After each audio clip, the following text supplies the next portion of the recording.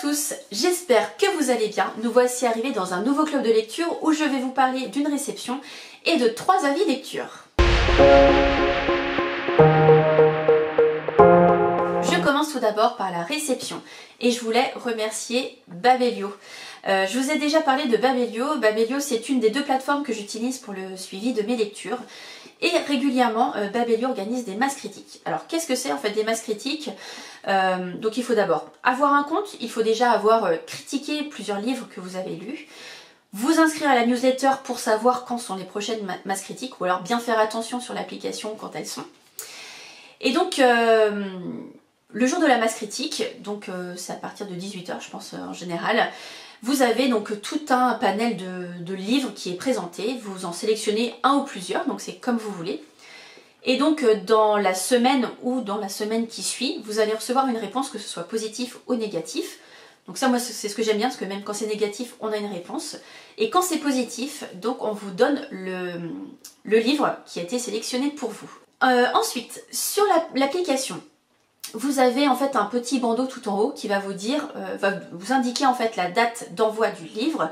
Et dès que vous l'avez reçu, vous devez indiquer comme quoi vous l'avez bien réceptionné. Et à partir de cette date de réception, vous avez 30 jours pour le lire. Alors moi je l'ai reçu déjà depuis quelques jours, donc il me reste une vingtaine de jours pour le lire.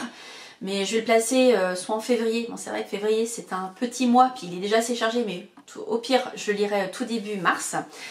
Enfin voilà, tout ça pour vous dire que j'ai reçu L'étrange passagère du Titanic de Michel Garreau aux éditions Un autre regard.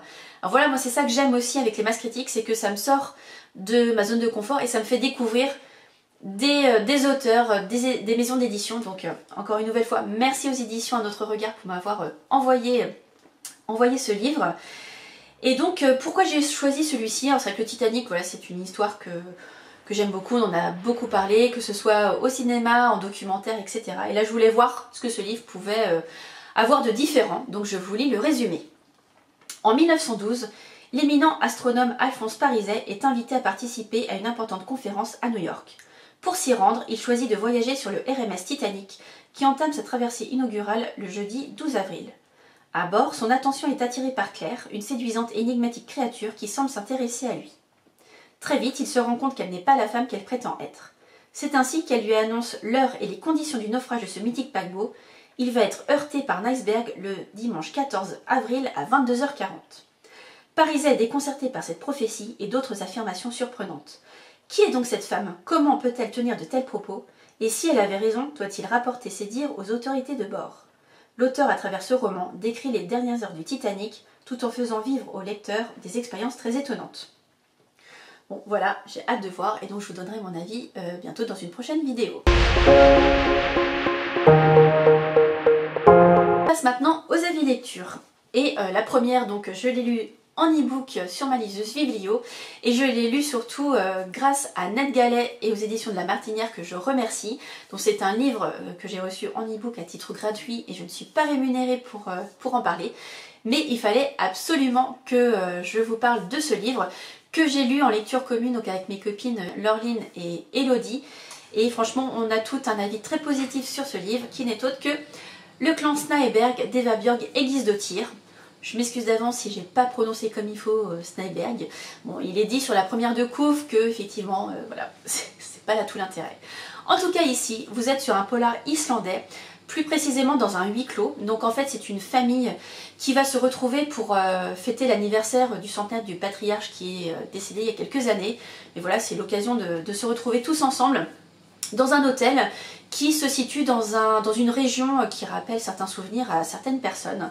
Et donc en fait dans cette histoire on va suivre plusieurs personnages, donc c'est un roman choral, on va avancer petit à petit et on va avoir une période donc qui se passe pendant le week-end de la famille. Vous allez voir, ils font la fête pas mal. Et on va avoir aussi une autre partie du livre qui se passe donc pendant l'enquête. Donc en fait on va alterner entre le week-end, l'enquête et avec les différents personnages. Et surtout c'est un vrai page turner parce que en fait on va savoir très tardivement déjà qui a disparu, qui est mort, pourquoi, etc. Et moi vraiment j'ai beaucoup aimé le dénouement, je me suis vraiment laissée embarquée, j'irais même embobiner dans cette histoire, mais voilà avec un superbe dénouement, donc vraiment Si vous cherchez un bon polar islandais, ou un bon polar même tout court, vous pouvez y aller les yeux fermés, allez-y. Et juste pour rappel, en fait, Eva Björk Egisdottir, moi je l'ai déjà lu avec sa trilogie, donc avec Elma, et Les filles qui mentent, que j'ai déjà lu, donc les tomes 1 et 2.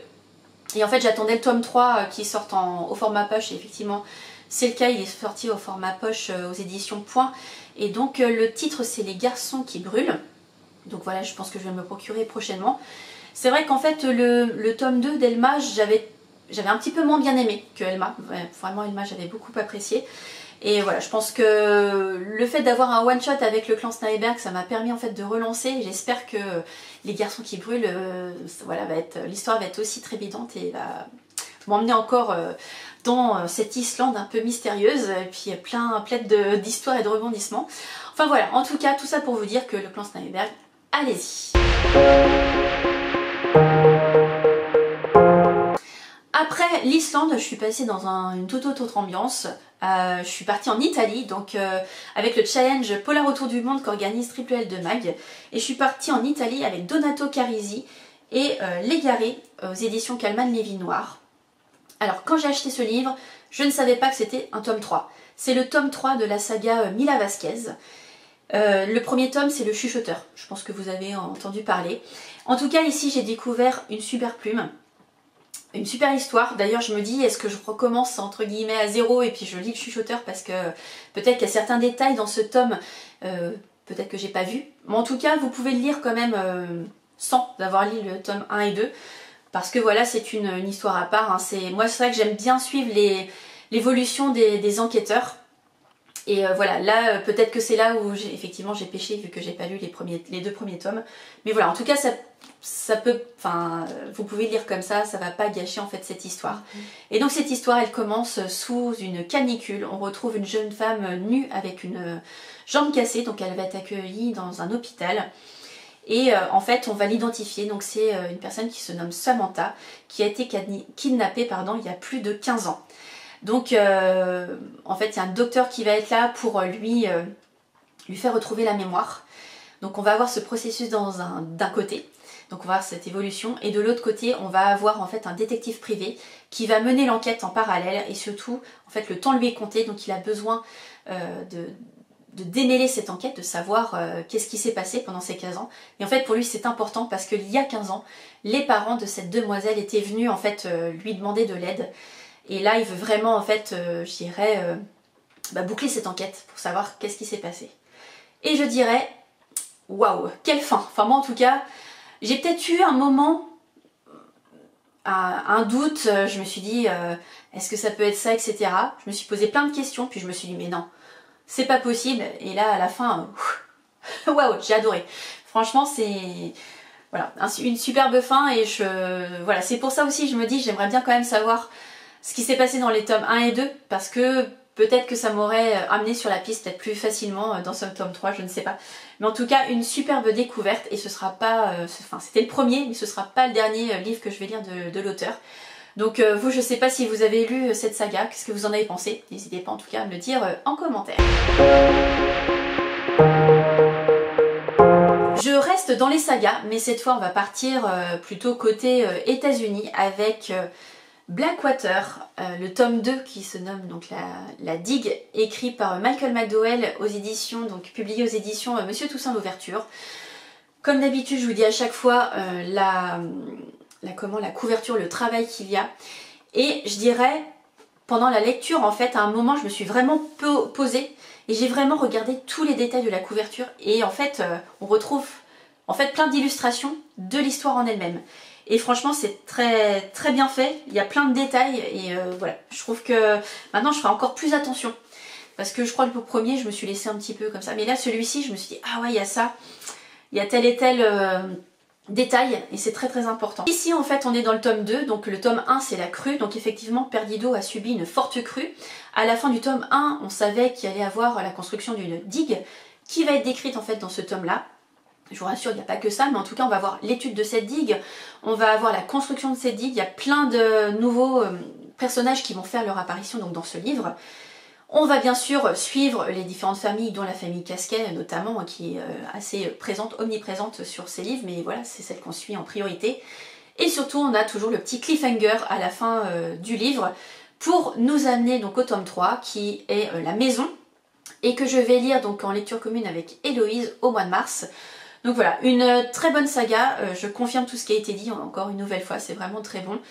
Et voilà, j'aime ces histoires de famille et ce côté aussi plus mystérieux, un petit peu fantastique de l'histoire. Voilà, je sais pas si vous l'avez lu ou si vous avez un tome préféré, donc n'hésitez pas aussi à me le dire en commentaire. Voilà pour moi pour cette vidéo. Je vais pas en dire plus, je vais garder encore un petit peu mystérieuse ma lecture en cours, même si sur Instagram peut-être que vous l'avez vu. Je vous laisse ici pour cette vidéo, je vous donne bien entendu rendez-vous la semaine prochaine. En attendant, je vous souhaite de très bons moments, de très bonnes lectures et je vous dis à bientôt.